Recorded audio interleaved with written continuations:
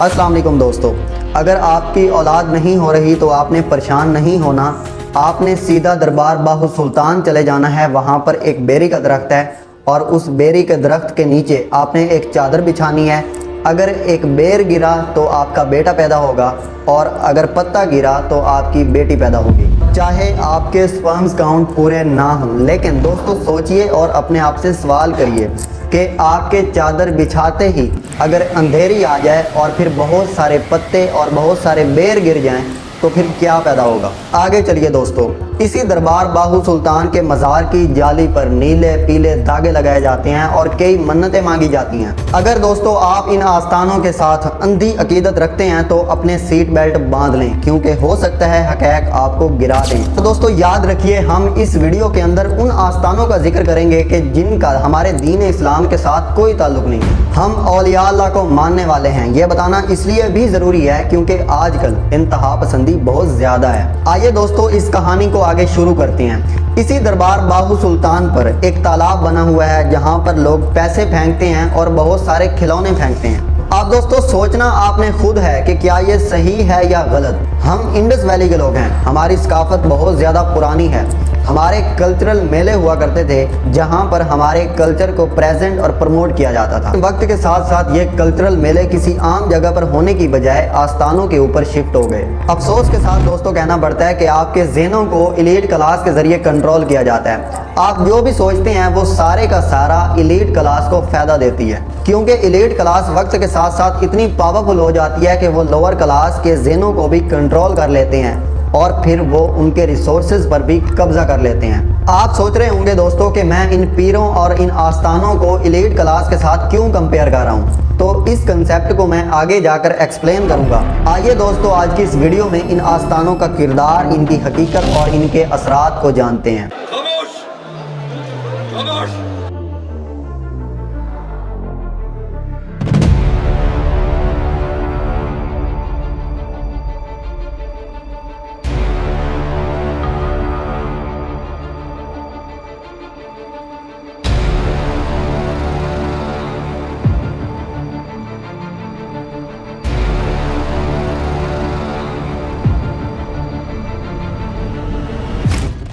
जैसा कि मैंने पहले कहा कि आप अपने सीट बेल्ट बांध लें, क्योंकि हो सकता है कि मेरी बातें आपको अच्छी न लगें। कुछ देर के लिए आप ये भूल जाएं कि आप किसके मुरीद हैं। हमारे यहाँ दोस्तों पीरों की बहुत ज़्यादा कैटेगरीज हैं।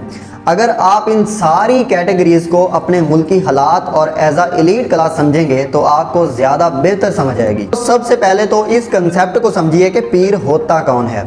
हमारी कौम को दोस्तों अक्सर कंसेप्ट ही गलत पढ़ाए गए हैं और गलत समझाए गए हैं। तो मिसाल के तौर पर जब आप खलीफा का लफ्ज़ सुनते हैं तो आपके जहन में अचानक से एक बाअमल इंसान जो नमाज़ें पढ़ता हो वो आपके जहन में आता है। लेकिन क्या ऐसा पॉसिबल है कि जब आप खलीफा का लफ्ज़ सुने तो आपके जहन में इमरान खान या नवाज शरीफ की पिक्चर है? 99% अवाम ऐसा सोच भी नहीं सकती, क्योंकि हमारी अवाम को ठीक तरह से पढ़ाया ही नहीं गया। इसी तरह से दोस्तों पीर का कंसेप्ट भी अवाम को समझाया जाना चाहिए कि पीर और औलिया अल्लाह कौन होता है। पीर फारसी जुबान का लफ्ज़ है जिसका मतलब है बुजुर्ग या बूढ़ा।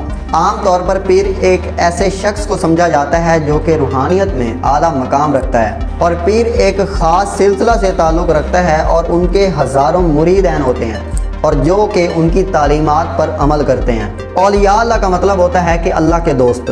औलिया अल्लाह ऐसे इंसान होते हैं कि जिनको अल्लाह पाक का कुर्ब और अल्लाह पाक की मोहब्बत हासिल होती है। औलिया अल्लाह किसी खास खानवादे से ताल्लुक़ रखने के पाबंद नहीं हैं। औलिया अल्लाह को अल्लाह ताला मुख्तलिफ तरीक़ों के साथ मुंतखब कर सकता है। औलिया अल्लाह और पीर को अल्लाह ताला ने अपने ख़ास फजल करम से नवाजा होता है और इन्हें अपने बंदों के लिए हिदायत का जरिया बनाया है। दोस्तों ये तो हैं पीर और औलिया अल्लाह की बेसिक डेफिनेशंस। अब आप न्यूट्रल होकर सोचें कि पीर और औलिया अल्लाह कौन है। जैसा कि मैंने पहले बताया कि हमारे जहनों में हर करैक्टर की गलत इमेजेस सेव की गई हैं, इसी तरह से पीर और औलिया अल्लाह की भी हमारे जहनों में आजकल के दौर में गलत इमेजेस सेव की गई हैं। खलीफा की तरह हम पीर भी एक ऐसे इंसान को देखना चाहते हैं कि जो कि रूहानियत की बातें करता हो और हर छोटी छोटी बात पर करामतें दिखाता हो। हालांकि बड़े बड़े बुजुर्ग ये बातें कह कर चले गए कि हर छोटी छोटी बात पर करामत दिखाने वाला अल्लाह का वली नहीं हो सकता। अब आपसे मेरा सवाल ये है कि पाकिस्तान में कौन सा ऐसा आस्थाना और कौन सा ऐसा पीर है जो कि करामतें ना दिखाता हो। आप खंगाल कर देख लें दोस्तों, 99% आपको ऐसे आस्थाने मिलेंगे कि जो कि करामतों की वजह से मशहूर हैं और करामतें दिखाते हैं। इनमें से कुछ ऑन द रिकॉर्ड काम करते हैं और कुछ ऑफ द रिकॉर्ड काम करते हैं, लेकिन इन सब आस्थानों का मकसद एक ही होता है और वो होता है पैसा कमाना। आप दोस्तों यहाँ पर जो ये आस्थाने पैसा कमाते हैं, इनके पीछे अंधी अकीदत को समझना भी बहुत ज़्यादा ज़रूरी है। अक्सर आपको ये कहा जाता है कि जो मुरीद होते हैं वो पीर की औलाद होते हैं, इसलिए जो पीर होता है उसको नहीं कमाना चाहिए, जो उनकी औलाद है, जो कि उनके मुरीदैन हैं, उनको कमाना चाहिए और कमा कर आकर पीर को देना चाहिए और पीर को बैठकर आराम से इकट्ठा करना चाहिए और उनको बैठकर खाना चाहिए। ये बातें मैं अपनी तरफ से नहीं कह रहा, जो अंधी अकीदत रखने वाले लोग हैं आप उनसे जाकर पूछें, उनसे जाकर बात करें, आप उनकी बातें सुनकर हैरान रह जाएंगे। अक्सर लोग कहते हैं कि पीर को कमाना नहीं चाहिए। आप दोस्तों कोई भी बात करने से पहले उसके असबाब और उसके असरात पर नजर डालें ताकि आपको सही और गलत का अदराक हो सके। जो लोग ये कहते हैं कि पीरों को कमाना नहीं चाहिए, वो अक्सर इन आस्थानों के खलीफा होते हैं और उनकी रोजी रोटी जहाँ से चल रही होती है। आपने दोस्तों अक्सर देखा होगा कि पीरों ने अपनी सफाई सुथराई के लिए नौकर रखे होते हैं, तो वो इनके खलीफा होते हैं। पीरों को पैसा देना, उनको तहफ देना, ये कोई गलत काम नहीं है, लेकिन मसला तब आता है जब पीर इसी पैसा को गलत कामों के लिए इस्तेमाल करता है और फिर अल्टीमेटली इसका रिजल्ट ये निकलता है कि पीर इस काम को अपना कारोबार बना लेते हैं। अक्सर दोस्तों आपको ये भी कहा जाता है कि पीर के आगे आपने सवाल नहीं उठाना, आप पीर के सामने सवाल नहीं उठा सकते।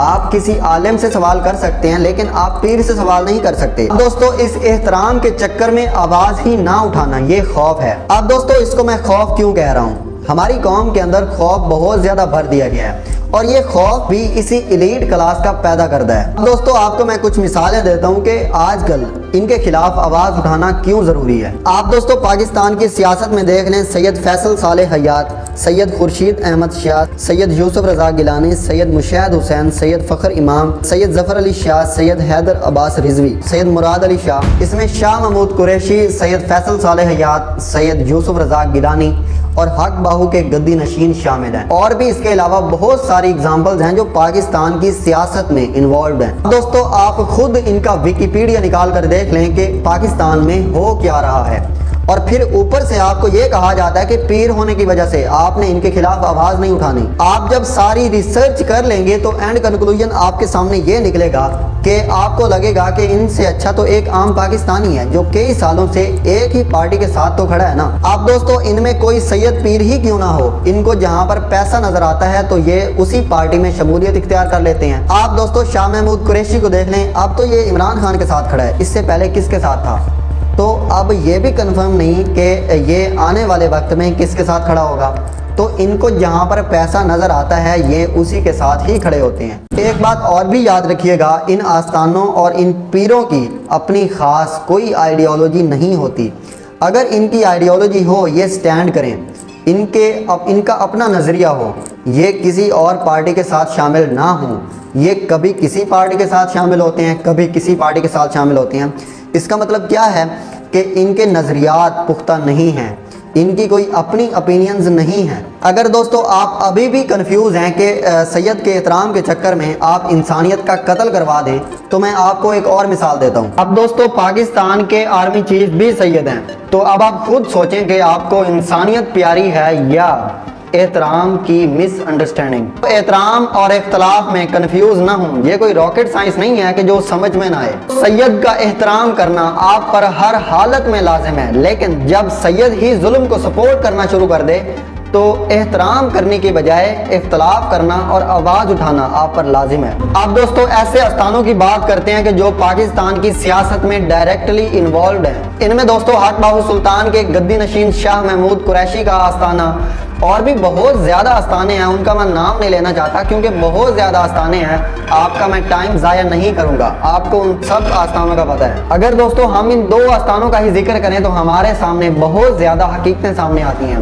आप बाहू सुल्तान के गद्दी नशीनों को ही देख लें, ये पूरे जंग पर राज करते हैं। इसी आस्थाने के गद्दी नशीन साहिबजादा महबूब सुल्तान नेशनल असेंबली के मेंबर रह चुके हैं, जो इस आस्थाने के ऊपर काम होते हैं और जो इनकी औलादों को प्रोटोकॉल्स मिलते हैं, आप इंटरनेट पर देख सकते हैं। दोस्तों मैं यहाँ पर साहिबजादा वकार सुल्तान की भी बात करता चलूं, ये भी बाहू सुल्तान के खानदान में से हैं। आपको दोस्तों ये जानकर हैरानी होगी कि ये एक मशहूर टिकटॉकर हैं, इसके अलावा इनके पास क्या काबिलियत है किसी को मालूम नहीं। इनके इनके पास एक ही काबिलियत है कि ये एक शाहाना घराने में पैदा हुए और इन पैसों की कदर किए बगैर एक मशहूर टिकटॉकर बन गए। अफसोस की बात है कि गद्दी नशीनों की यह जिम्मेदारी थी कि वो तसव्वुफ के इल्म को बढ़ाते और लोगों को वो इल्म देते जो उनको चाहिए था, लेकिन ये सब अपने बाप दादा के कामों से हट गए। हजरत बाहू सुल्तान रहमतुल्लाह अलैह एक कामिल बुजुर्ग थे। उनका तसव्वुफ के ऊपर काम और उनका इल्म के ऊपर काम सदियों तक याद रखा जाएगा, लेकिन क्या इन टिकटॉकर्स का भी काम याद रखा जाएगा? और ये सब उन कामों को प्रमोट करते हैं कि जिनका हमारे मुल्क हमारी कौम की बेहतरी के साथ कोई ताल्लुक नहीं। माजरत के साथ वकार भाई का इन जाहिर टिकटॉकर्स को इकट्ठे करने के अलावा कोई काम नहीं। अगर यही बाहू सुल्तान के गद्दी नशीन चाहें तो जंग डिस्ट्रिक्ट में 4 से 5 यूनिवर्सिटियां बना सकते हैं, लेकिन इनको टिकटॉक से फुर्सत मिले तो तब होगा ना। दोस्तों, जैसे मैंने बाहू सुल्तान को बयान किया है, ऐसे ही आप तमाम आस्थानों को समझ सकते हैं। अब दोस्तों, इन आस्थानों की बात करते हैं कि जो कि पॉलिटिकल इन्फ्लुएंस कम रखते हैं लेकिन रिलीजियस एक्सट्रीमिज्म ज्यादा रखते हैं। ऐसे आस्थानों की भी पाकिस्तान में एक बहुत बड़ी तादाद है, लेकिन मैं एक ही मिसाल देकर समझाऊंगा ताकि आपको समझ आ सके। हक खतीब का तो आपने नाम सुना ही होगा। इसको पाकिस्तान में आमतौर पर शुफ वाली सरकार भी कहते हैं। अब दोस्तों, ये तो सिर्फ एक किरदार है जो कि मंजर आम पर आ गया, लेकिन ऐसे बहुत ज्यादा किरदार हैं जो कि अवाम को बेवकूफ बना रहे हैं। हक खतीब एक बहुत बड़े आस्थाने के साथ ताल्लुक रखते हैं, लेकिन प्रॉब्लम तब आती है जब ये ऐसी करामतें दिखाते हैं जो कि कुदरत के कवानीन के भी खिलाफ होती हैं। अगर दोस्तों आपने साउथ इंडियन मूवीज देखी हैं तो उनमें ऐसे सीन्स दिखाए जाते हैं जो कि कुदरती कवानीन के भी खिलाफ होती हैं। मिसाल के तौर पर कभी कभी ऐसे क्लिप्स हमारे सामने आते हैं जिनमें ग्रेविटी का भी ख्याल नहीं रखा जाता। इनको देखकर सिर्फ और सिर्फ हंसी आती है और कुछ नहीं। हक खतीब भी बिल्कुल सेम ऐसा ही किरदार है जो कि ऐसी करामतें दिखाता है जो कि कुदरत के कवानीन के भी खिलाफ होती हैं। फिर कहा जाता है कि करामत समझ में नहीं आती कि जब पूरी कायनात के अंदर कोई भी काम कुदरत के कवानीन के खिलाफ नहीं हो सकता तो करामत साइंटिफिकली अंडरस्टैंडेबल है। हम कुदरत के हर कवानीन को साइंटिफिकली समझ सकते हैं तो करामत भी साइंटिफिकली अंडरस्टैंडेबल है। आपको हर करामत दिखाने वाले शख्स की तरफ से यही कहा जाता है कि करामत वही होती है जो समझ में ना आए। आपको दोस्तों एक चीज और भी क्लियर करता चलूं कि करामत होती है, इसका भी इनकार नहीं किया जा सकता, लेकिन जो आजकल करामात दिखाई जा रही हैं ये इनका मजाक बन गया है। इस पर बात करना बहुत ज्यादा जरूरी है। अक्सरियत करामात ऐसी बयान की जाती हैं कि जो बिल्कुल बेबुनियाद होती हैं और उनका हकीकत के साथ कोई ताल्लुक नहीं होता। करामत कहाँ दिखाना जरूरी होती है इस पर मैं आगे जाकर बात करूंगा, लेकिन करामत होती क्या है इसको समझना बहुत जरूरी है। आप दोस्तों सिंपल लफ्जों में करामत को सुपर पावर कह सकते हैं जो कि सुपर हीरोज के पास होती है। अब करामत औलिया अल्लाह के पास होती है तो औलिया अल्लाह क्या हुए, इस लिहाज से औलिया अल्लाह सुपर हीरोज हुए। दोस्तों सुपर पावर और सुपर हीरोज से आप समझ सकते हैं कि करामत दिखाना कहाँ जरूरी होती है। अब यहाँ पर पाकिस्तान में हर शख्स जो करामत दिखाता है वो करामत इसलिए दिखाता है कि उसकी बल्ले बल्ले होगी, उसके साथ अकीदत रखने वाले लोगों में इजाफा होगा, उसके पास ज्यादा पैसा आएगा। तो दोस्तों अगर कोई शख्स इसलिए करामत दिखाता है कि उसके पास पैसा आएगा, उसके साथ लोग अकीदत करने वाले ज्यादा होंगे, तो आपको समझ जाना चाहिए कि ना तो वो औलिया अल्लाह है और ना ही वो करामत है। अगर करामत अल्लाह पाक की रजा और इंसानियत की फलाह के लिए इस्तेमाल की जाए तो ठीक है। हमारी सोसाइटी में करामात की ऐसी ऐसी स्टोरी सुनाई जाती हैं कि अगर बंदा जरा 1 मिनट के लिए रुक कर सोचे कि अगर ये करामत जाहिर ना होती कौन सी क़यामत आ जानी थी, क्या कोई अजाब आ जाना था। मतलब कि ऐसी करामात अगर वो जाहिर ना होती, अगर उनके जाहिर ना होने से कोई फर्क नहीं पड़ता तो फिर ऐसी करामतों का क्या फायदा। आपको दोस्तों जो करामात की स्टोरी सुनाई जाती हैं उनके ऊपर सोचा करें कि क्या ये पॉसिबल है भी या नहीं। अब यहाँ पर जो बात असल में समझने वाली है, जो हाईलाइट करने वाली है, वो ये है कि पीर एलीट क्लास कैसे आम लोगों के ज़हनों को कंट्रोल करते हैं। दोस्तों साइकोलॉजिकली इस चीज को समझना होगा। इसमें सबसे पहले आता है एजेंडा सेटिंग। इसमें आस्थानों वाले पीर मीडिया की मलकियत या उनके ऊपर असर अंदाज होकर ये बात तय करते हैं कि कौन सी बातें, कौन सी चीजें लोगों को दिखाई जानी चाहिए और इनको कैसे पेश किया जाना चाहिए। ये अवामी राय को मुतासिर करता है और इसको महदूद करता है। मिसाल के तौर पर क्राइम की अगर रिपोर्टिंग करते रहेंगे तो इससे क्या होगा, इससे लोगों के दिलों में इनसिक्योरिटी का एहसास ज्यादा पैदा होगा। इसमें सेकंड नंबर पर आता है एजुकेशन सिस्टम। इसमें स्टूडेंट्स को ऐसा निसाब पढ़ाया जाता है कि जो कि अल्टीमेटली एलीट क्लास को फायदा देती है। इस तरह से लोगों के एग्जिस्टिंग बिलीफ्स को रिप्लेस किया जाता है। इसमें तीसरे नंबर पर आता है इमोशनल ब्लैकमेलिंग।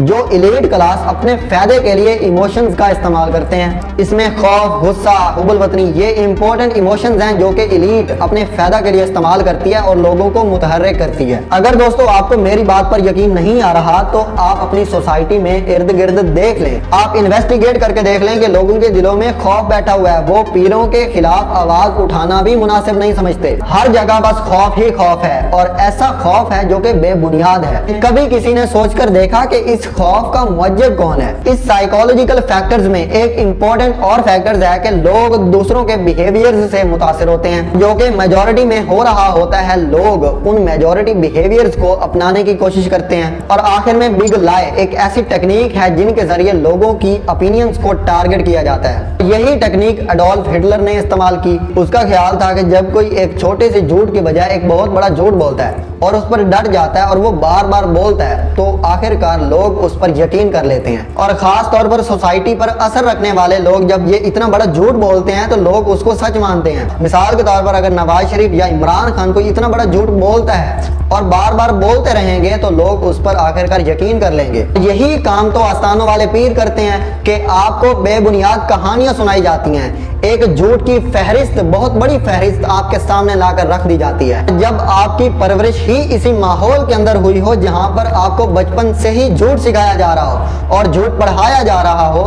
तो आप उसको कैसे गलत कह सकते हैं? उल्टा अगर कोई शख्स उठकर उसको गलत कहेगा तो आपको वो भी ठीक नहीं लगेगा और आपको गुस्सा आएगा। अब दोस्तों कौन सा पीर गलत है और कौन सा ठीक है इसका फैसला आपने खुद करना है। मैंने हक़ाइक़ आपके सामने रख दिए हैं। आप दोस्तों इसके बारे में जरूर सोचा करें। अगर कोई एक आस्थाना हो तो हम इग्नोर भी कर सकते हैं, लेकिन यहाँ पर हजारों आस्थाने हैं। इनका डायरेक्टली हमारी कौम और हमारे मुल्क के ऊपर असर पड़ता है। पाकिस्तान में 4000 से ज्यादा मशहूर बड़े आस्थाने हैं। इनमें से 300 से 400 पाकिस्तान की सियासत में इन्वॉल्व हैं। अगर फिर छोटे आस्थानों को भी जमा कर लिया जाए जो कि गली मोहल्लों में होते हैं तो ये इनकी तादाद हजारों में बनती है। इस तरह आप खुद सोच लें कि इसका कलेक्टिवली हमारी कौम के ऊपर क्या असर पड़ता होगा। इनमें से कितने ऐसे आस्थाने हैं जो अपने बाप दादा का वाकईतन काम कर रहे हैं, इल्म, हिकमत और बसीरत का काम कर रहे हैं, लेकिन नहीं, ऐसे आस्थाने आपको बहुत कम मिलेंगे। इनमें से अक्सरियत ने इन आस्थानों को कारोबार बना लिया है। जिन्होंने आस्थानों को कारोबार बना लिया है, अगर हम उनको एक मिनट के लिए साइड पर रख देते हैं कि चलो इनकी खैर है, तो जो आस्थाने डायरेक्टली पाकिस्तान की सियासत में इन्वॉल्व हैं उनका क्या करें? जो पाकिस्तान की पॉलिटिक्स में आके इंसानियत का कत्ल करते हैं उनका क्या करें? हमें ऐसे आस्थानों से जान छुड़ानी होगी जिनका हमारे दीन इस्लाम के साथ कोई ताल्लुक नहीं है। बहुत सिंपल सी बात है कि हमारी सोसाइटी को इन पीरों से